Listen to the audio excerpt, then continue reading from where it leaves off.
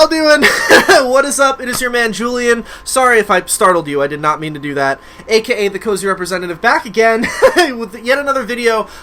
Okay, I'm just right off the bat before I say anything, yes, I'm just going to address the fucking elephant in the room right now, right off the bat. I know, I'm sorry, I'm becoming the YouTube guy who just only talks about Christopher Drew and Christopher Drew related things. I know, I get it. Maybe this is a little overkill, but just hear me out. I did my long Never Shout Never series, you know what I mean?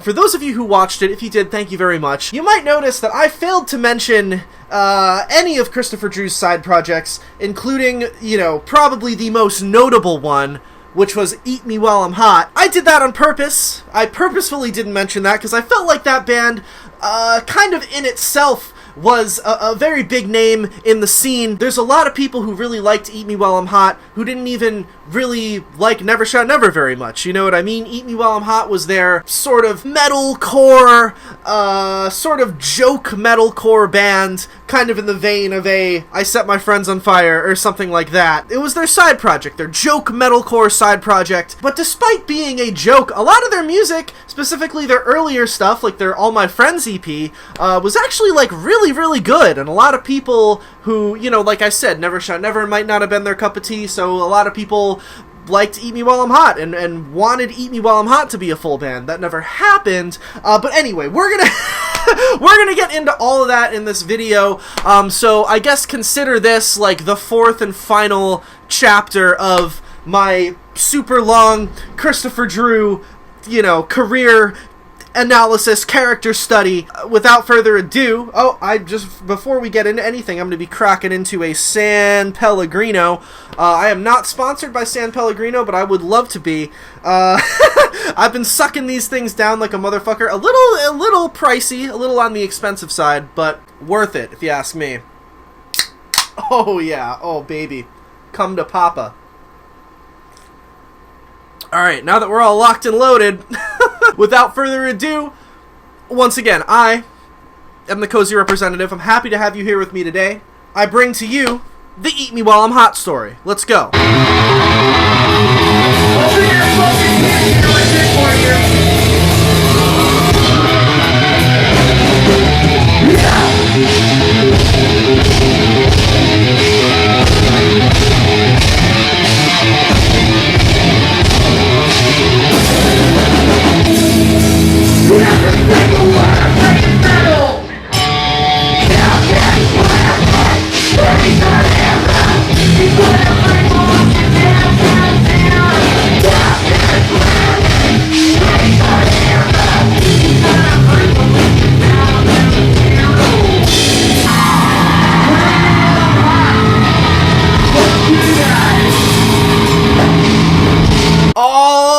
So starting right off the bat, Eat Me While I'm Hot, who were based out of Joplin, Missouri, officially began in early 2008 with their MySpace page having been first registered on February 3rd of 2008. At this point, the original Eat Me While I'm Hot lineup consisted of Christopher Drew on vocals and programming, as well as his close friend, I believe his high school buddy, Hayden Kaiser, on guitar. At the time, both boys were at the tender age of 17 years old. From what I understand, the Eat Me While I'm Hot project formed actually after the dissolution of Chris and Hayden's old band, which was called stripthecolors. Now, very little is known about stripthecolors. There's no music that can be found by them online anywhere, no videos or old MySpaces or anything. Everything relating to the band stripthecolors seems to have been wiped clean from the internet for whatever reason. The band is kind of a mystery, besides some old MySpace banners and one live photo that can be found on Christopher Drew's old Photo Bucket account, which is pretty interesting. So this first photo is a very grainy, low-resolution live shot, which says stripthecolors in the upper corner.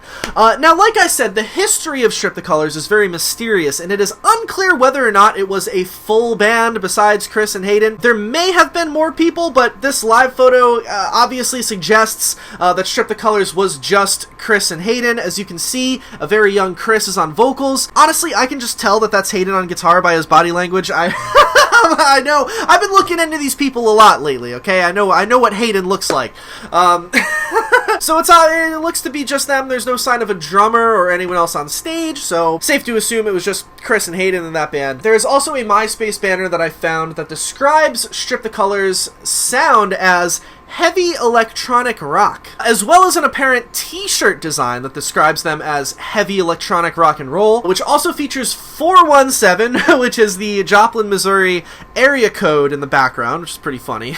So in this 2011 interview with the Eat Me While I'm Hot boys, which is actually the only official interview with the band Eat Me While I'm Hot that I could find, Hayden went into detail describing the dissolution of the original Strip the Colors band and how that transformed into the genesis of what we know now as Eat Me While I'm Hot. Take it away, Hayden. Now, how did the band form? Band formed, I don't know, around two and a half years ago.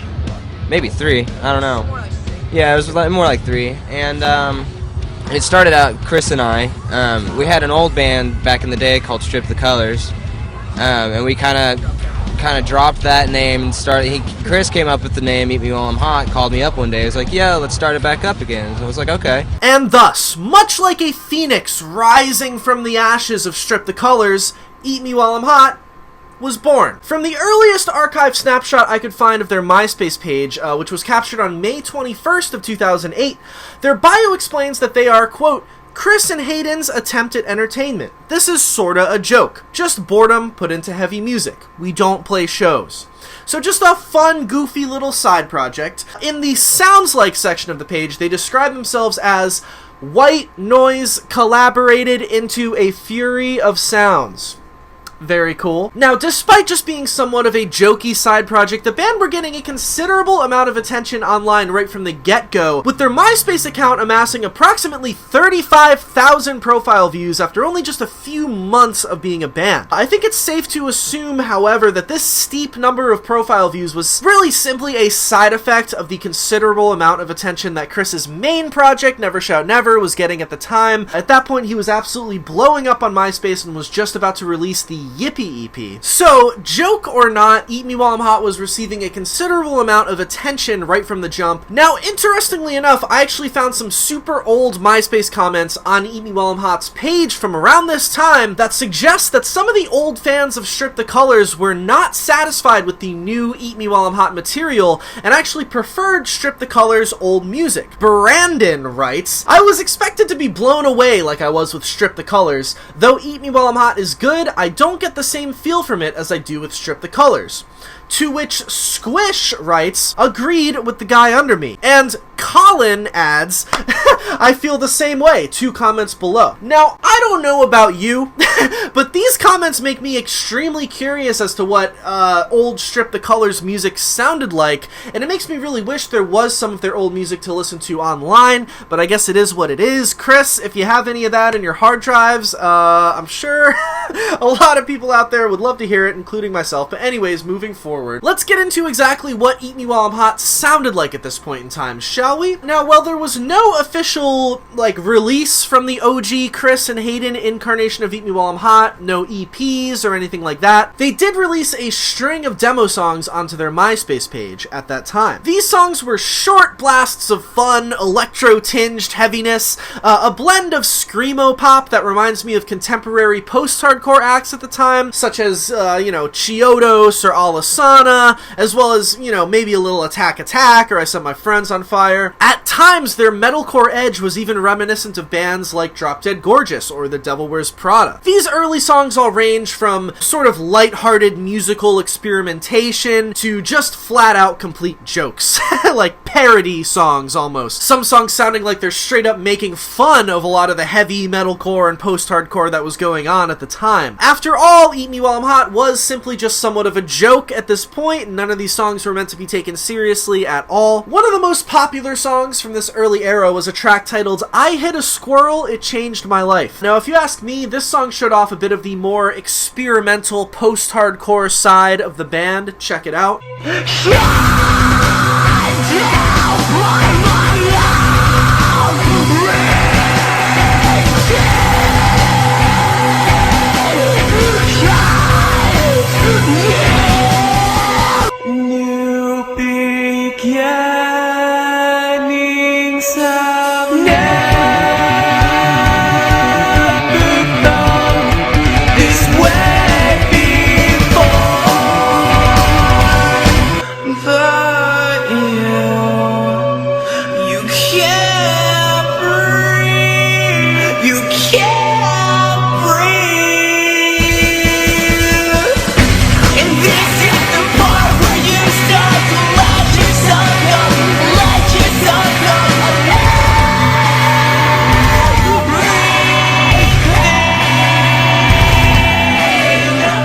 popular song from around this time was X Burrito X, or I guess just Burrito, which showed off the band's more goofy, jokey, and a lot heavier side. This song sounds like a straight-up parody of heavy MySpace core acts at the time, but there is actually some pretty cool guitar work in the song.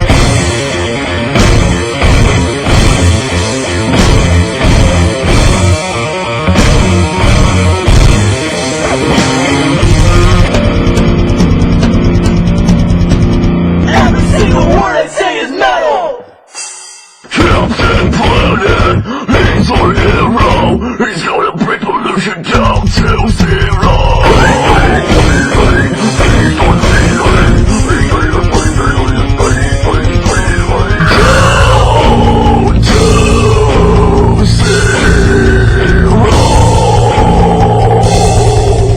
The other demos that came out of this period of time consisted of songs like I Beat Girls at Sports,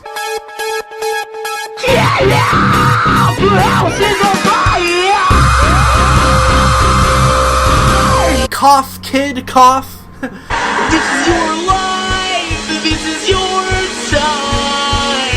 Just run.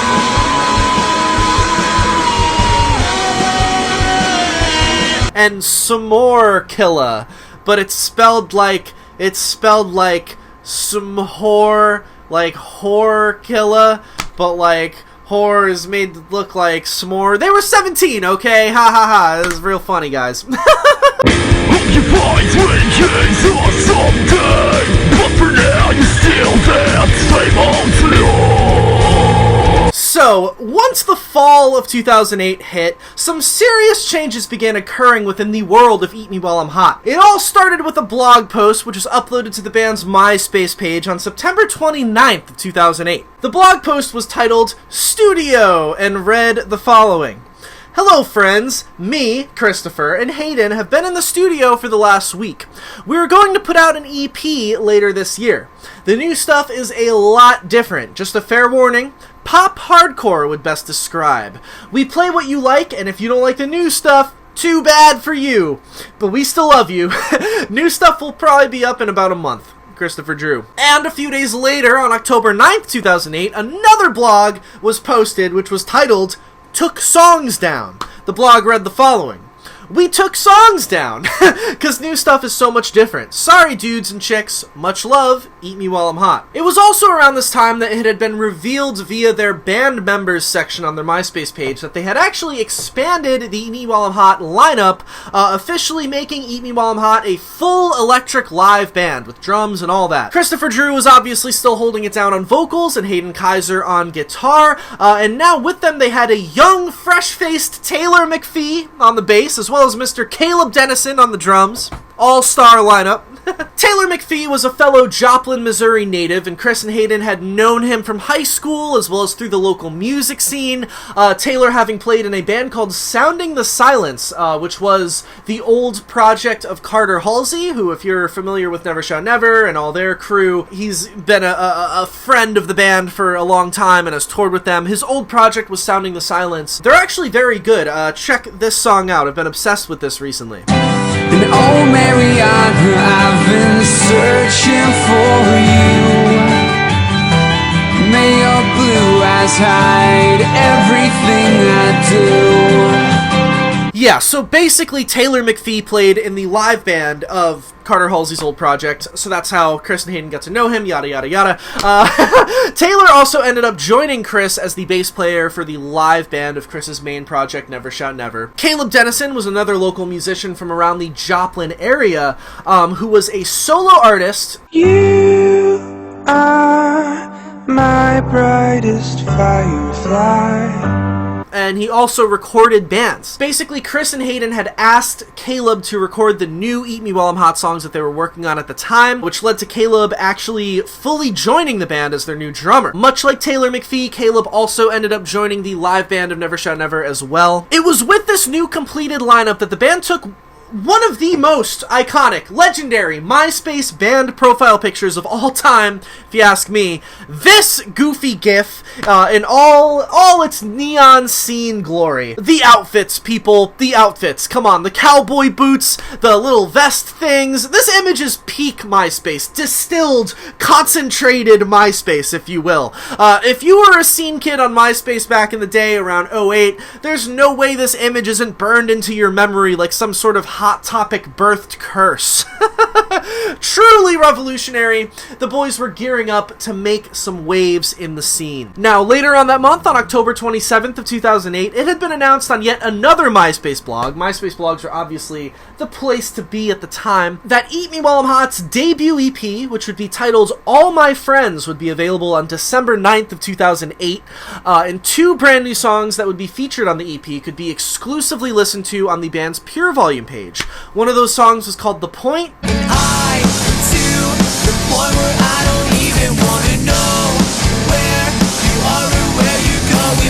And another one was called The Two-Armed Man.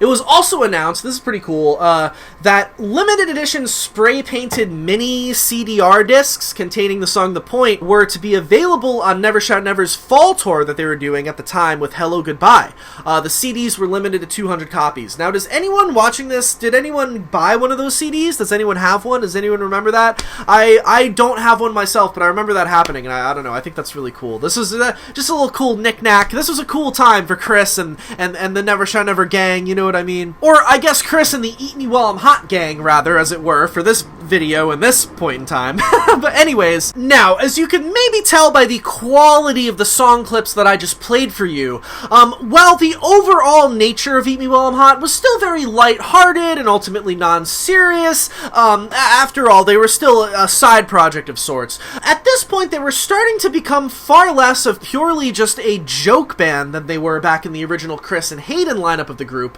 As you will tell by the sheer quality of the songs on the EP that they were about to drop, they had definitely kicked things up a notch and began taking it seriously enough to put some real depth and real songwriting chops into their new music. It wasn't just a joke or a parody anymore. Honestly, they were about to release some genuinely captivating and compelling pop metalcore tracks. Also, it is worth noting that the hype was starting to get very real for our boys in Eat Me While I'm Hot at the time. Their MySpace profile racking up 500,000 fucking profile views in the time leading up to the release of their EP. Now, like I've said, this hype was pretty much directly caused by the band being fronted by Christopher Drew, who had an immense amount of clout in the scene at the time, but still, the band probably decided to take Eat Me While I'm Hot a little bit more serious, and put some real effort into the music, now that quite a few people were going to be hearing it, you know what I mean? Lots of eyes and ears were on them at this point, so might as well make some good music. I don't know. That's just my theory, though. Who knows? I don't know.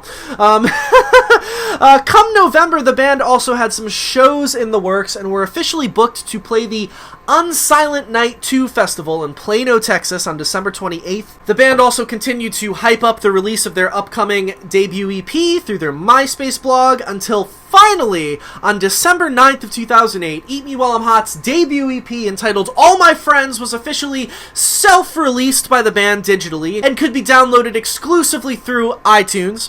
According to the CD's liner notes, this EP was produced by the band and engineered by drummer Caleb Dennison. As I said, that's how he got into the band, because Chris and Hayden went to him to record these songs. Alright, now, the All My Friends EP. Whew!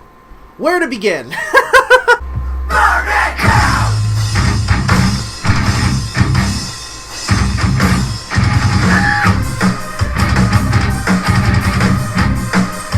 Alright, y'all, the All My Friends EP. Oh man, this EP.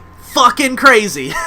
It's so good. Now, let's get into it. "You were the fire in my eyes, but I wanted to burn you out," is the opening line from the opening song on this EP, which was titled The Two-Armed Man. And right off the bat, from this very moment, without wasting any time, the band launch into a raging fury of fun, energetic, urgent, heavy, but at the same time sing-alongy, poppy, and heartfelt scene, pop, metalcore, explosive fun time.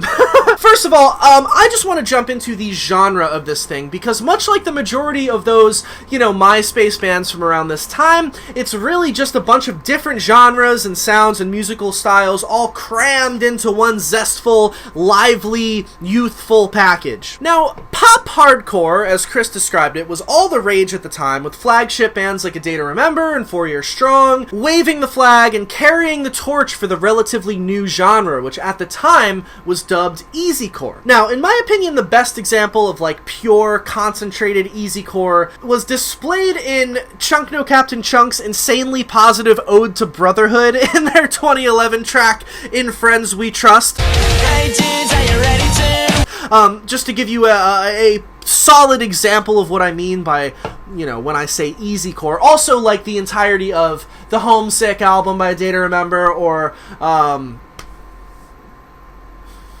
what the fuck is that 4 Year Strong album called? God, I never got into 4 Year Strong. What's that album called? Rise or Die Trying! Rise or Die Trying by 4 Year Strong. It's another great example.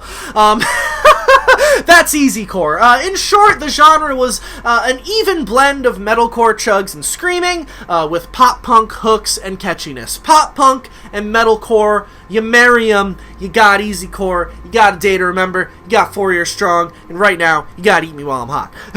And simply put, All My Friends is at heart an easycore EP. On this EP, they really are blending multiple genres as effortlessly and as seamlessly as some of the scene's top dogs, like A Day to Remember. To me, the genre bending in Eat Me While I'm Hot's case does not come across as awkward or forced, like a lot of bands in the scene. For example, Attack Attack's debut Someday Came Suddenly. It's a little less seamless on that album. Despite the constant shift between heavy breakdowns and sugary pop hooks, they still somehow pull it off in a way that sounds smooth and refined, and nothing, in my opinion, really jumps out of nowhere and sounds like it isn't supposed to be there.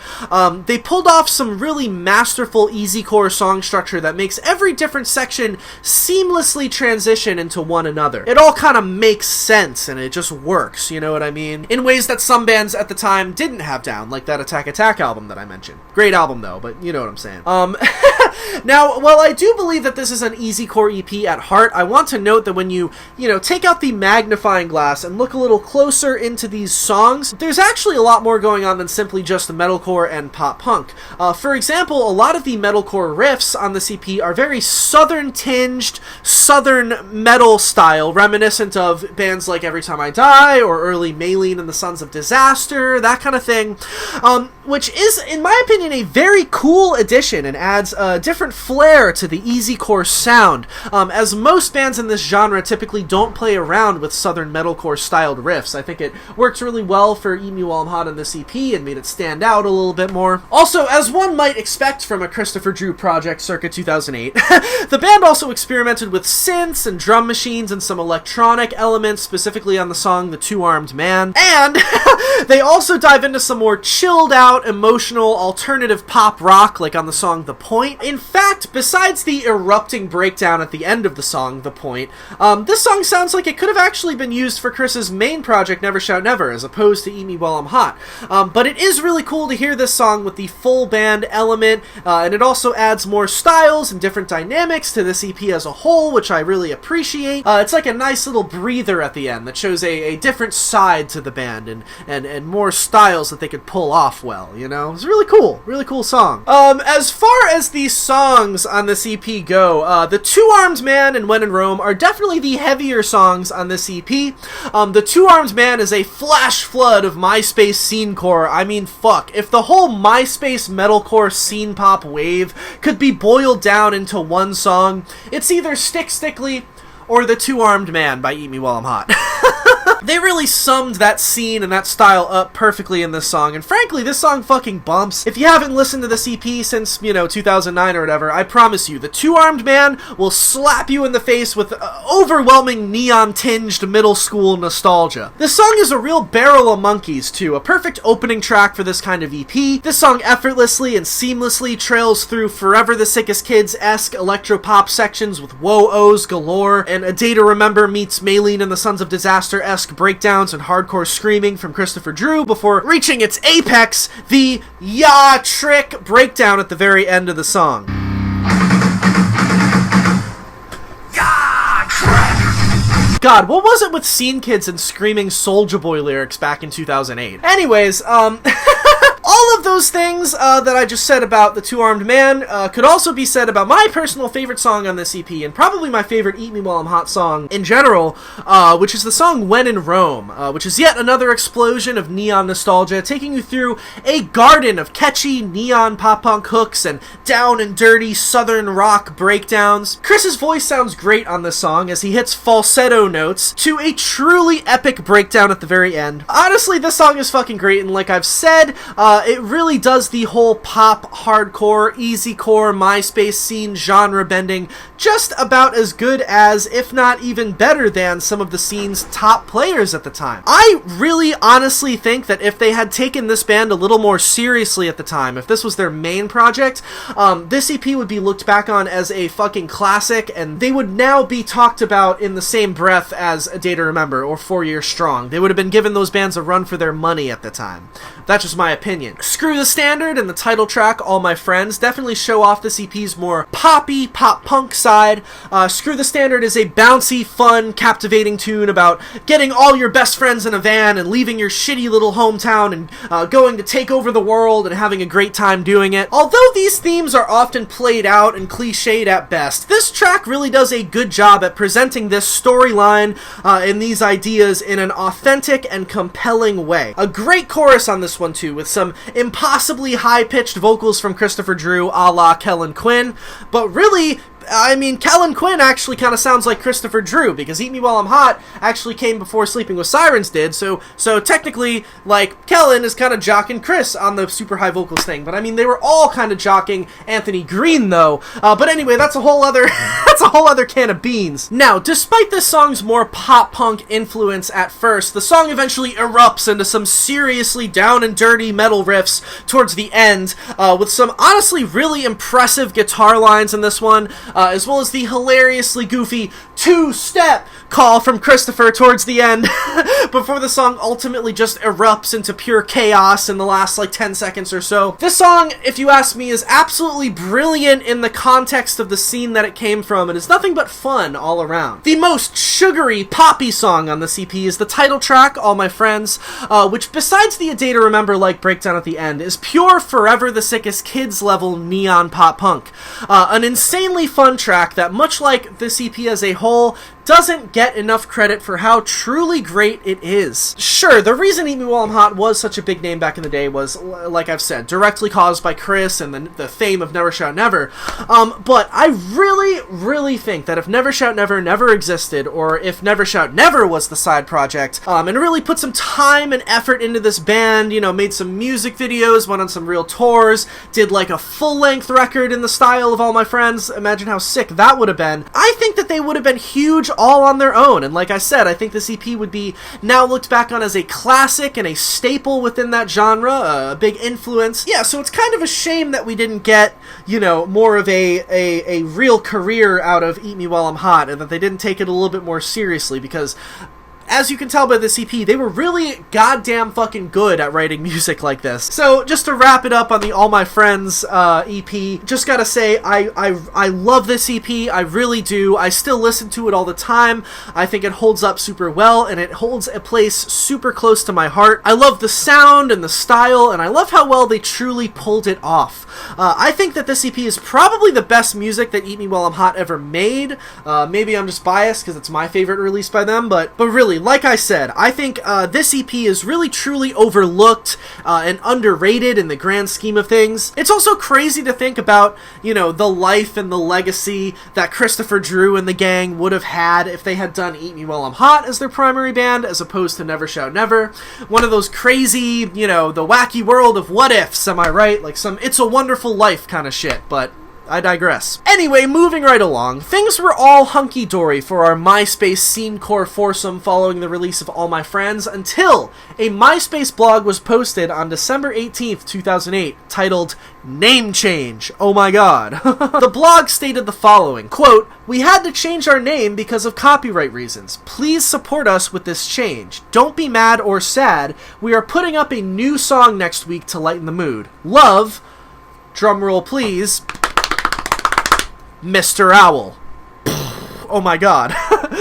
It is unclear what exactly these copyright reasons were that were preventing them from using the name Eat Me While I'm Hot. I mean, you know, what could that have been copyrighted as, am I right? But for whatever reason, who knows, for better or for worse, the band was now continuing on under the name Mr. Owl. While some of the fans were on board with this name change and liked it and thought it was a cute name, if you look at the comments on this blog post, most fans were actually super bummed about this name change and preferred the old band name, Eat Me While I'm Hot, a lot better. Some people claimed the name was too similar to Owl City, which I kind of agree with.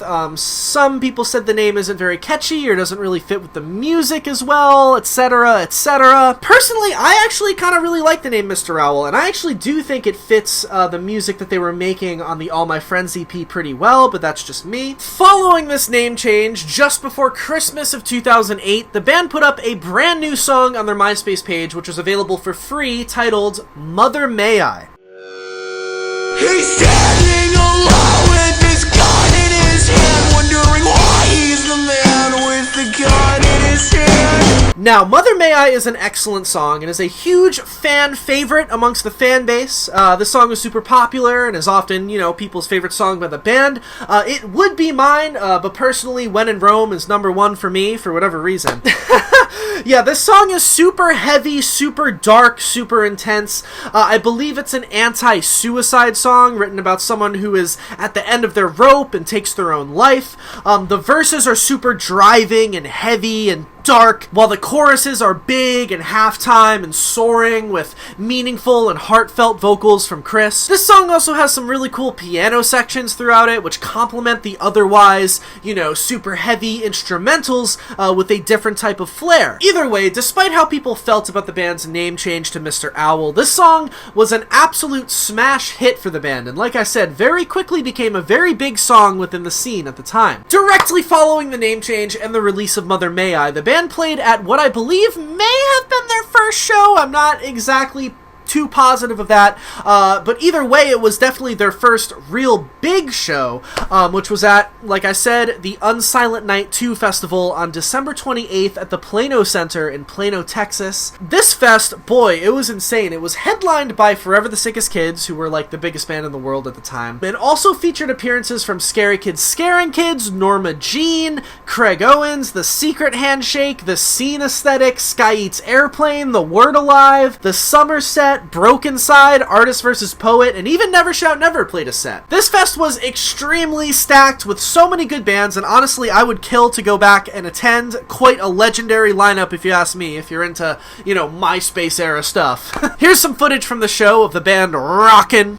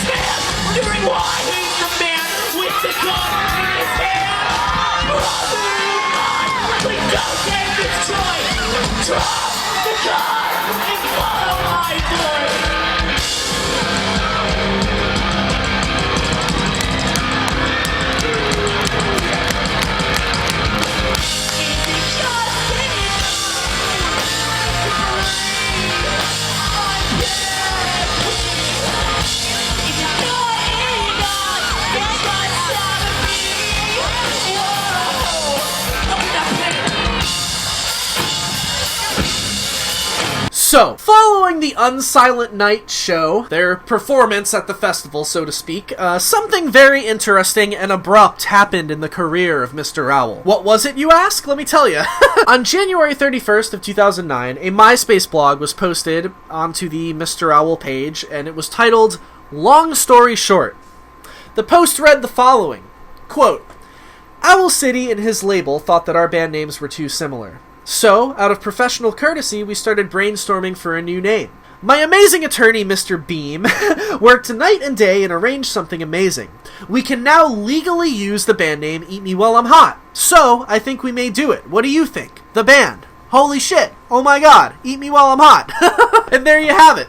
Just as quickly and abruptly as the name Mr. Owl was ushered in, it was ushered out, and the band was once again, officially, Eat Me While I'm Hot. All was right in the scene universe.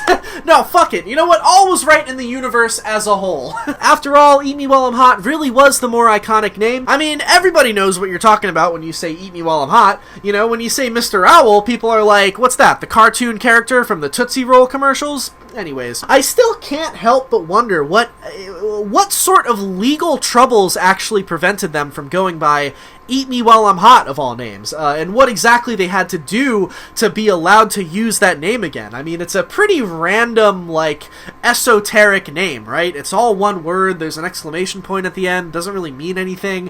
Who else exactly could have had rights to use that name? It's very strange. Either way, the very next thing that happened in the fun, confusing history of Eat Me While I'm Hot can be explained in yet another, you guessed it, say it with me, say it real quick before I say it, a MySpace blog, you got it, which was posted on February 12th of 2009 and was titled All My Friends CD Available Now. It read the following, quote, "So, to add even more confusing fun to our story, after we changed our name to Mr. Owl, we pressed up 1,000 CDs. Some of them are on their way to Hot Topic stores and the rest are now available on SmartPunk. The kinda cool thing is that there will only be one pressing of these and they came out pretty sweet. We'll also have some at any shows coming up in the spring and summer.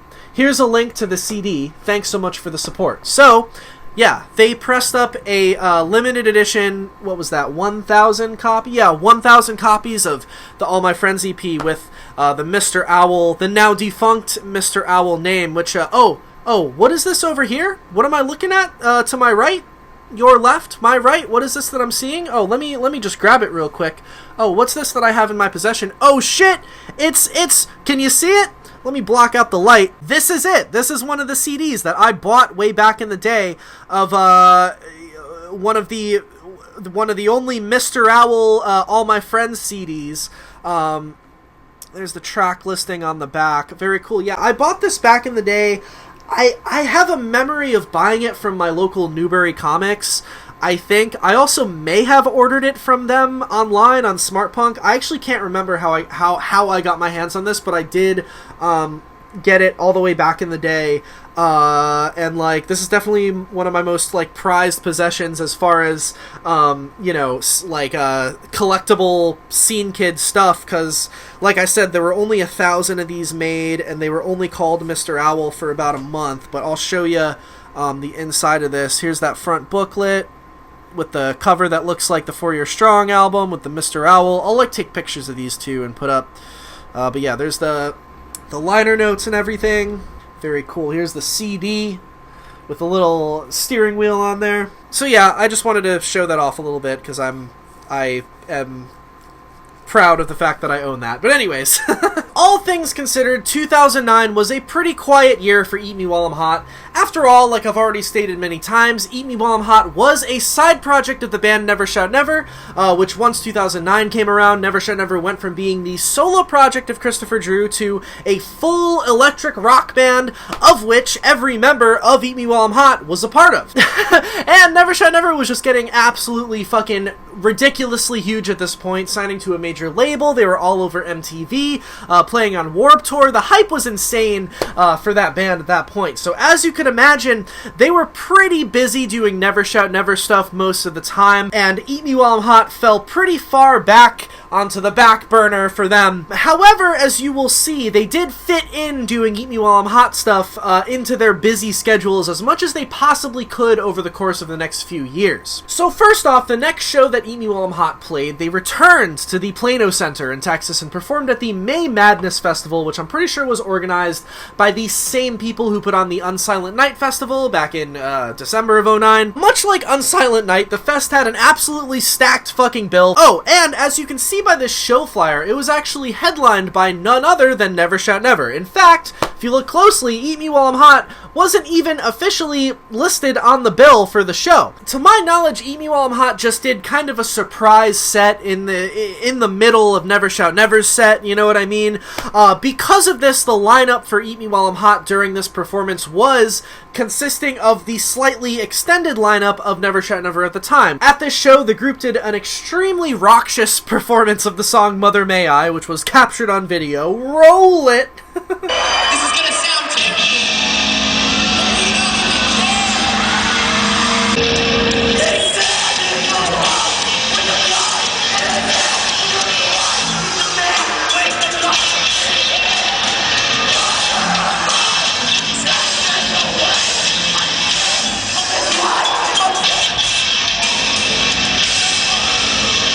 Now, around this time, despite the serious songwriting skill and musical chops that went into their legendary All My Friends EP, the band posted yet another MySpace blog on May 26th of 2009 titled, "Okay, so we have been getting some haters."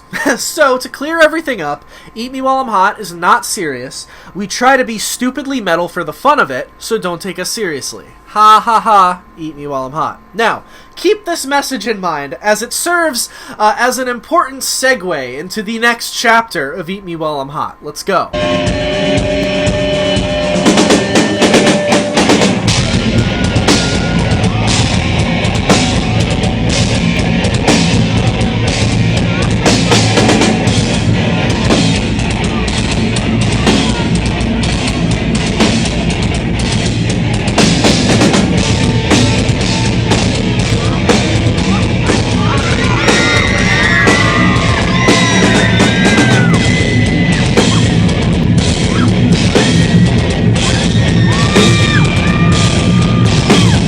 Soon you'll be believing I'll be feeding on your blood. My love, my love.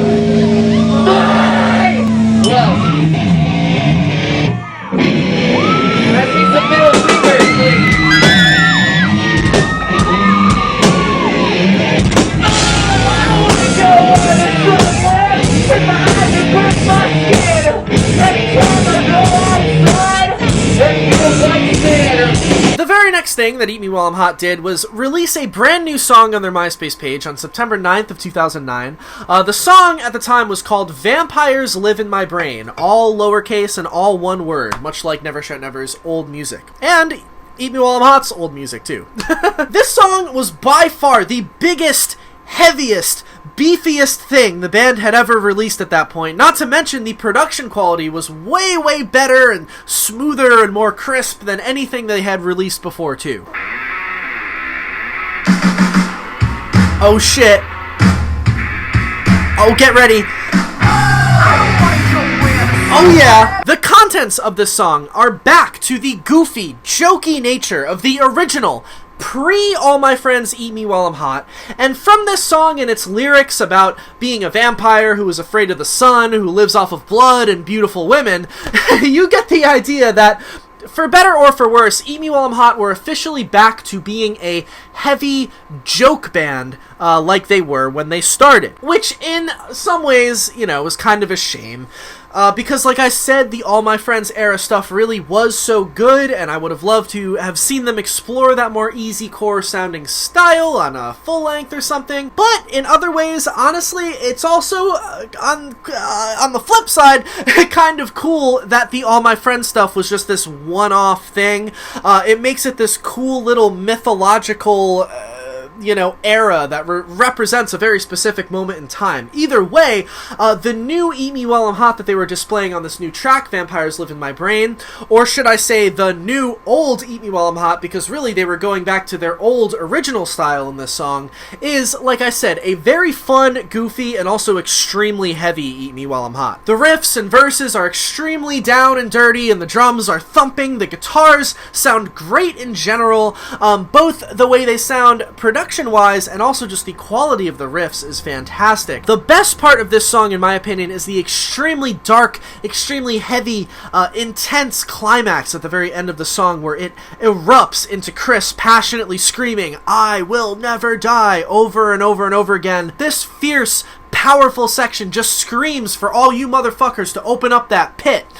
Following the release of this song, The Vampires Live in My Brain, the band subsequently put out 2 more new songs as a single, like an A-side and B-side type thing. These songs were reworked full band versions of the old original Eat Me While I'm Hot songs, Burrito and Some More, which used to be called Some More Killa, but now it's just Some More with the X's. They uploaded, you wise guys, Eat Me While I'm Hot. These songs were uploaded to be streamed onto their MySpace as well as on iTunes, and they also put these songs out on a limited edition 7-inch single, which is very cool. Once again, does anyone have that single? I don't, but that's also a very cool artifact if anyone has that. These new songs are redone in the full band, super heavy, super well-produced style of the new Vampires song. And the songs are, for the most part, pretty similar to the original versions, you know, how they sounded initially, except they did change the song structures around a little bit to make them more updated and cohesive and honestly a lot heavier too. It was really cool to hear, you know, newer, updated versions of these songs, and I remember at the time, the release of this little single was super exciting. It sounded fucking crazy. It sounded nuts. I mean, just to hear, like, Christopher Drew screaming was, like, crazy because, you know, he was known for being the cute ukulele guy. Hearing him scream and do breeze and shit was, like, crazy. People were like, what? So these songs it was really exciting when they came out. It didn't even really matter, honestly, that it was a different style from the All My Friends EP, because these songs are just gloriously heavy and endlessly fun. Also, interestingly enough, this EP was the first Eat Me While I'm Hot release to be released by Chris's record label at the time, which was called Loveway Records, which was a subsidiary label off of Warner Brothers, meaning that Warner had a hand in the distribution and possibly some of the promotion of the new Eat Me While I'm Hot music. Obviously, the only reason why they signed to this was, well, it was literally Chris's label, and the only reason the label existed and he had that Warner Brothers deal was because of the immense success of Never Shout Never. But still, it was a very cool thing for Eat Me While I'm Hot, or as I like to call them at this point, the little goofy metalcore side project that could. Anyways, the slow trickling releases of these new songs eventually led up to the release of the first official Eat Me While I'm Hot full-length titled Album, or Album X, however you want to say it, album, which was put out officially on July 27th, 2010 on Loveway Records. All 3 of the songs that I had just mentioned, Burrito, Some More, and Vampires Live in My Brain, were all included on the album, except the title of the song, Vampires Live in My Brain, was changed to X Vampires X to fit the theme of the album. If you look at the track list, that's how all the song titles were stylized. They were obviously poking fun and ripping hard on the, you know, super serious hardcore kids of the 2000s whose band names, song names, and online screen names often featured X's surrounding whatever words or titles they were spelling. These song titles and this album title, all of it is a testament to Eat Me While I'm Hot, going back to their strictly fun, jokey, goofy nature, their parody-esque quality, and just by looking at the, you know, the album title, the album cover, and the song titles, it's pretty easy to figure out just what exactly the contents of the music on this album entail. I love this album, man. This album is fun. The whole thing is really a huge tongue-in-cheek joke. Basically one giant, like, stand-up comedy routine in the form of an album. Each song poking fun at and making fun of the macho, tough guy, super seriousness that most hardcore and metalcore music had at the time. Which is great, because honestly, my least favorite thing about most heavy music is how seriously it takes itself most of the time. So even though this album is, you know, somewhat of a joke and isn't meant to be taken super seriously by the listener, one of the reasons I actually seriously love this album, and Eat Me While I'm Hot in general, is because, you know, I get to listen to some heavy, hard-hitting metalcore that I love. I love breakdowns, but without all the self-righteousness and the seriousness and the tough guy machismo that usually comes with heavy music. It's nice to hear this kind of music take a step back and have some fun and not take itself so seriously for a change, but maybe that's just me. I don't know, just my opinion. The opening track, Destroy, starts out with a lyric that tells you really all you need to know about where Eat Me While I'm Hot were coming from on this record. Right from the get-go, Eat Me While I'm Hot are poking fun at their peers and having a damn good time doing it. Throughout this song and the whole rest of the record, the breakdowns are heavy, the vocals are both brutal and insanely goofy, the songs are all super short. Vampires is the only song on the album longer than 2 minutes. And almost every minute of every song is designed to open up that fucking pit and knock some motherfuckers out and show the whole scene how gnarly your two-step is. Pizza is a fun, bouncy track about eating pizza and playing video games with your friends. Grizzly is an insanely, menacingly heavy track about being mauled and eaten by a grizzly bear in the forest. Mustache is a fun, up-tempo song about growing out a mustache and loving your new life, rocking your epic stash. Like I said, I think this album is super sick and insanely fun to rock out to. Sure, it doesn't have the emotional depth and easy core songwriting chops that the standout All My Friends EP had, or even the Mother May I had, but for what it is, it's a super fun record that is always a good time to listen to, and frankly, I'm really glad that this album exists. I still listen to it a lot when I'm just trying to have some fun and listen to some fun-ass breakdowns and not take myself too seriously, you know? Thank you, Christopher Drew and company, for giving us this epic metalcore bombast. We see you, and we appreciate you.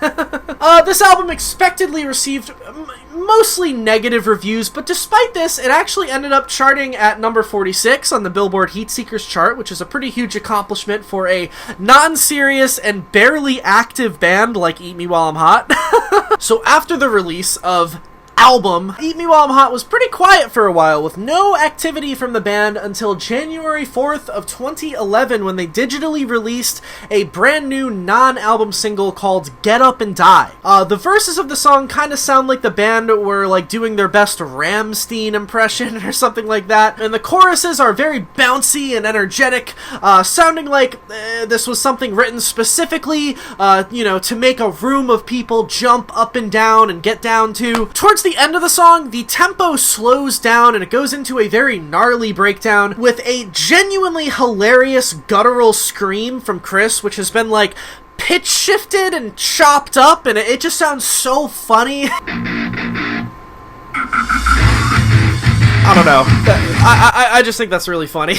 Following the release of the single on May 1st of 2011, the band played a show, the first show the band had played in at least a couple years, to a packed crowd at, believe it or not, the 2011 Bamboozle Festival in East Rutherford, New Jersey. The band ripped it up during this set and played all the hits. However, as you'll see by the footage I'm about to show you, my only qualms with this set were that they played a lot of the songs like a lot slower than I think that they should have, which kind of took the momentum out of the performance, and Christopher Drew is acting like kind of bored and disinterested the whole time. It would have been cool to see him like going hard and hyping the crowd up and like jumping around and headbanging or whatever to kind of, give it some energy. I guess it is what it is. At the same time, maybe he was acting like that and they were playing kind of lackluster on purpose to sort of go along with their whole "we suck, don't take this band seriously" kind of vibe. Either way, despite these minor kinks, it was a good set all in all, and really at the end of the day, it was just great to see Eat Me While I'm Hot back on a stage playing those songs once again. It was really cool. It was very hype. Check out the footage.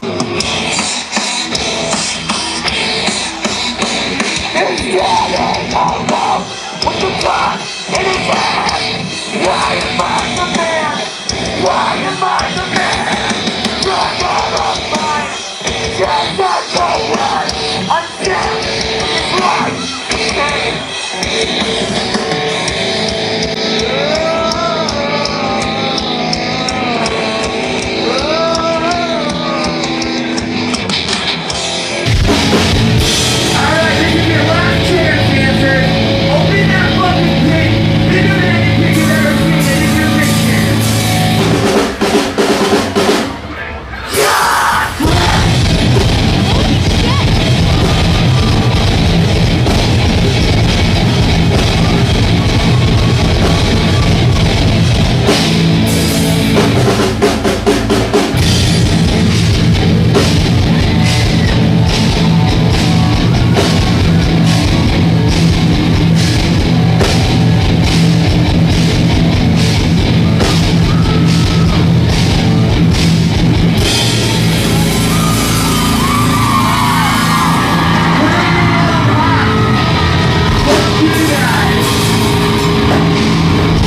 Alright, so Eat Me While I'm Hot finally returned with some brand new music at the tail end of 2011, releasing a brand new single called Damn Straight on December 9th of 2011. Now, Damn Straight is a blistering anthemic metal track which abandons the breakdown-heavy scene metalcore type thing that they were making fun of on album, and it brings back the southern metal vibe that they were just flirting with back in the All My Friends era. Except on this song, they really went full down and dirty southern metal, southern rock type vibe, embracing, you know, like I said, sort of Maylene and the Sons of Disaster and Every Time I Die type vibes, which was a really cool sound to hear from the band. You could say there's even a little bit of, you know, Define the Great Line era Under Oath, at least in those beefy guitar riffs on this song. Overall, I'd say that Damn Straight was honestly probably the best song the band had released in quite a while at that point, honestly, and the future seemed really promising as far as, you know, the music to come from the band.